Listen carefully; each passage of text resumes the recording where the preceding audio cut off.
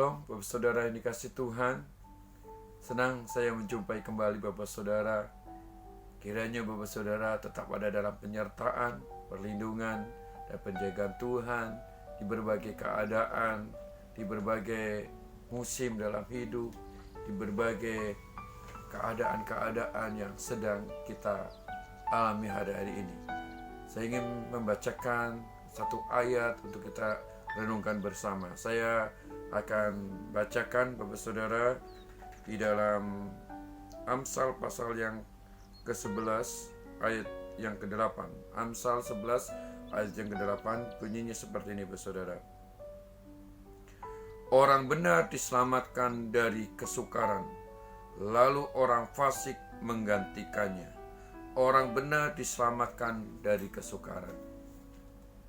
Kalau kita mau jujur, Bapak Saudara, semua orang pasti pernah mengalami kesukaran. Baik itu orang beragama maupun orang tidak beragama. Baik itu orang kaya atau orang miskin. Baik orang terdidik, terpelajar, ataupun mungkin orang biasa. Semuanya pernah mengalami yang namanya kesukaran. Jadi kesukaran itu akan datang kepada setiap kita tanpa memandang kekayaan, tanpa memandang strata ekonomi, tanpa memandang kepintaran, tanpa memandang yang lainnya. Semua orang pernah mengalami namanya kesukaran.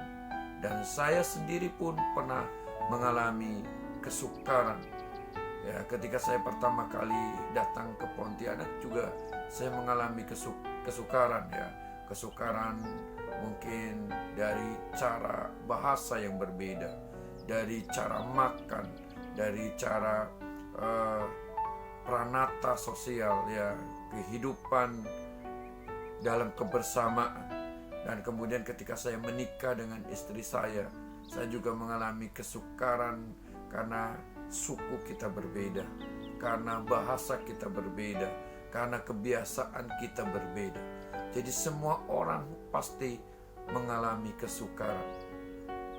Hanya Bapak Saudara yang dikasih Tuhan, orang-orang yang menaruhkan hidupnya kepada Tuhan, dia akan memperoleh perlakuan yang berbeda.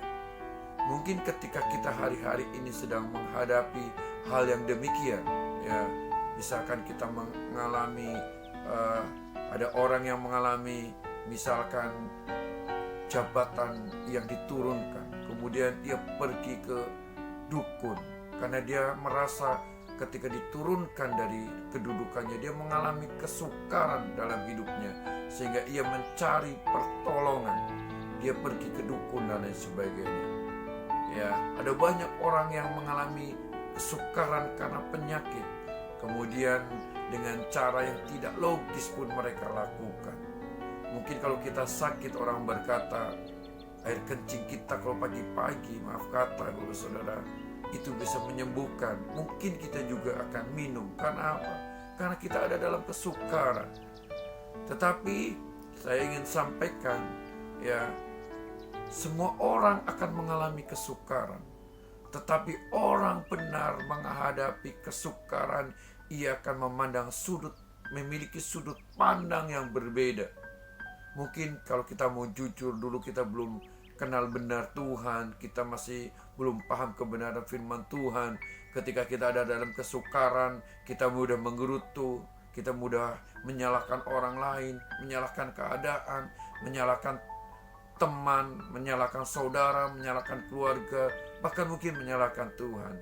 Tetapi ketika kita sama-sama mulai bertumbuh di dalam Tuhan, ketika kita mengalami kesukaran, kita memiliki sudut pandang yang berbeda.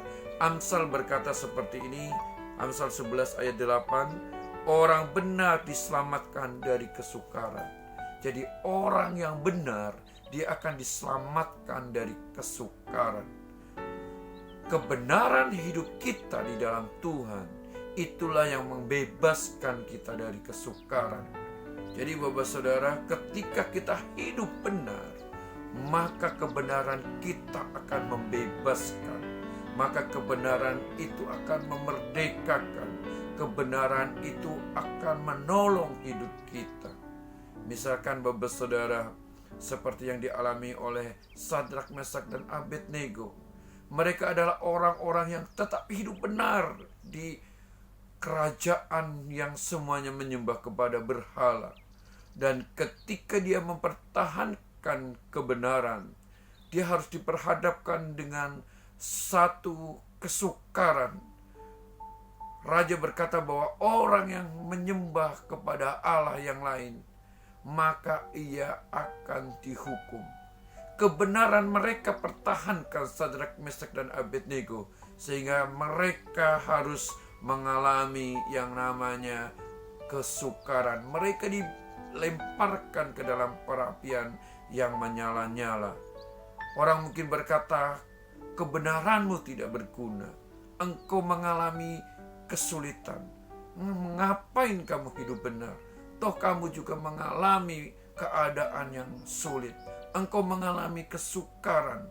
Tapi perhatikan Bapak Saudara, ayat selanjutnya berkata, ketika mereka dilemparkan ke dalam perapian, bahkan nyalanya 7 kali lipat, orang yang menyalakan itu langsung mati. Tetapi tiba-tiba malaikat datang, bukan 3 lagi tapi 4. Bahkan kemudian Bapak Saudara, ketika mereka dipanggil keluar, tidak ada satupun bau hangus, bau gosong. Kebenaran yang mereka pertahankan oleh Sadrak, Mesak, dan Abednego akhirnya yang melepaskan mereka dari kesukaran. Saya ingin Bapak Saudara, saya berharap dan berdoa di tengah kesukaran hari-hari ini yang kita lewati, COVID-19 yang berdampak kepada ekonomi, berdampak kepada segi kehidupan yang lainnya. Ya, tetapi saya percaya bahwa orang yang tetap hidup benar, ia akan dipelihara dari kesukaran. Ayat selanjutnya di sini dikatakan bahwa lalu orang fasik menggantikannya. Orang fasiklah yang akan menanggung akibatnya. Saya berharap kebenaran yang ada dalam diri kita adalah kebenaran yang diekspresikan, kebenaran yang dipraktekkan, kebenaran yang kita lakukan, sehingga kita tidak menjadi orang fasik. Saya sering berkata kepada Bapak Saudara, firman yang saya sampaikan bukan hanya untuk engkau jadi pintar, engkau jadi cakap, engkau mampu mendebat dan lain sebagainya. Tetapi kebenaran firman itulah yang harus kita lakukan. Di hadapan Allah kita dibenarkan tidak karena kita lebih tahu banyak tentang firman, tetapi kita dibenarkan karena sebuah tindakan. Oleh sebab itu Bapak Saudara, saya mengajak kepada kita, mari hidupi kebenaran. Sekecil apapun kebenaran itu tetap terus hidupi. Hari-hari ini kita diperhadapkan dengan berbagai keadaan. Tetaplah engkau hidup benar. Hidup benar sebagai seorang suami, hidup benar sebagai seorang istri, hidup benar sebagai orang tua, hidup benar sebagai pelayan Tuhan. Mari lakukan sekecil apapun kebenaran kita lakukan. Mungkin sekali waktu kita merasa seperti kebenaran yang kita hidupi, sepertinya kita ini dibungkam. Kebenaran itu sepertinya ditahan.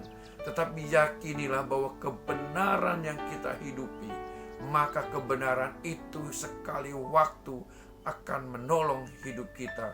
Maka kebenaran itu akan membebaskan.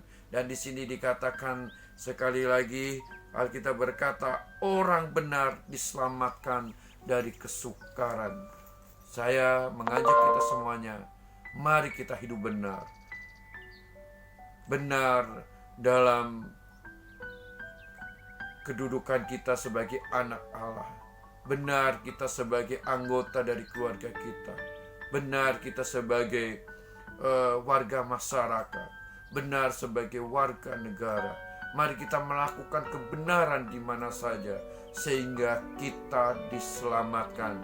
Saya berdoa dan saya percaya Kiranya Bapak Ibu Saudara tetaplah terus hidup dalam kebenaran, maka kebenaran akan menyelamatkan hidup kita. Puji Tuhan, kiranya engkau dan aku dan kita semuanya tetap hidup dalam kebenaran hari ini sampai selama-lamanya.